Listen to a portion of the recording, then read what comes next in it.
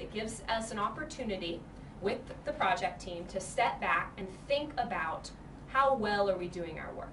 And we spend a lot of time collecting the data and indicators, looking at the results, reporting to donors, etc. But sometimes we don't really have the time to actually step back from the log frame and not so much just look at the results and the data, but actually think about and reflect on the quality of what we're doing. And so this is what this tool is supposed to give us the space to do. Once a year, step back from our projects, and with a broader group of staff, really ask some of these critical questions and help our learning about what we're doing, help us think about ways we can make improvements for the future, and identify things that maybe are ways we can transfer knowledge across, share knowledge with other projects, other programs within the country office, and also outside of the country office. So we can really see, this can be useful for actually our reflection, how to improve and plan better for the future, and for actually sharing learning about our areas of strength. This has been tested over the past year by Learning Labs. And I don't know, are all of you familiar with what Learning Labs are? No? Okay, yeah, so we have some pretty new people.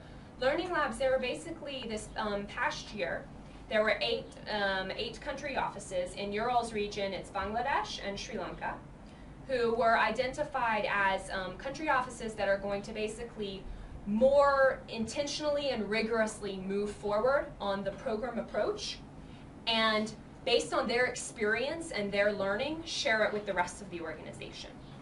So I think that most of you are familiar with the program approach. Is that correct? What we're trying to do, as an organization, and as Care Nepal, I've heard many, exciting examples of how you all are moving in this direction as well, is basically say we don't want to have lots of disconnected projects running on doing their own thing around the country. Any individual project may be doing great work, but to really achieve the impact that we want to achieve on the lives of you will call them the PVSCs, right? Poor, vulnerable, and socially excluded people in Nepal, then what we really want to do is make sure that these projects, there's some links, there's connections between them, so that the individual things that we're doing add up to something bigger than themselves, so that we can achieve greater impact.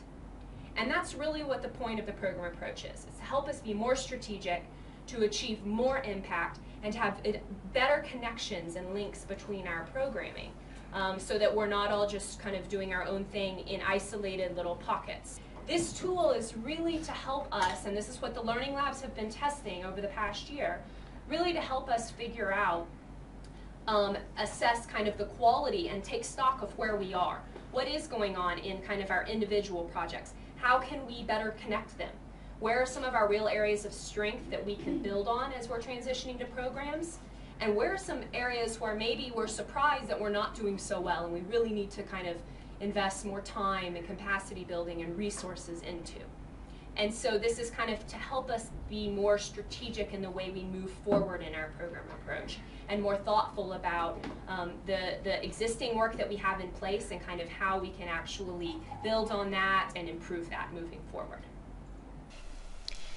Now, since some of the staff were new, Care Nepal was excited that this tool could help orient staff about the country office's strategic plan, about the program approach, and about program quality standards. It is important to orient the group to the purpose of the Pequot and any key terms used throughout the tool before applying the tool. Also, prior to beginning, the group learned about the Jan-Seek project by reading background documents before the meeting and hearing an overview from the project manager, which was really helpful. Once we started actually applying the Pequot, the most important thing for the group to realize is that the tool is only useful if everyone is willing to have an open and honest discussion with critical feedback from colleagues. Many difficult issues may come up, such as what do we mean by empowerment? Take a look at this discussion between Care Nepal staff. In all our activity, livelihood power, livelihood empowerment, I think most of the, participants are women. I mean, in SCGs, most of them are women, and in advocacy center there is another part. There also most of the the participants are women, and children also. And there are few men as well, you know, but maybe 90%, more than 90% is women. I think that as we're talking about empowerment, I don't think that this question is really just about how are we working with women. I think the question is a little bit bigger than that. And I think that maybe if we think about the power relationships, the power dynamic that's in place, I'm sure that with the Janjatis, there is a power dynamic between them and other Nepalis. Maybe between the poorest group, the Surel, I think you said, the endangered ones. Maybe between them and other Janjatis, there are power dynamics. Maybe between men and women Surel, maybe between women Surel and other Nepali women. There are many power dynamics in play.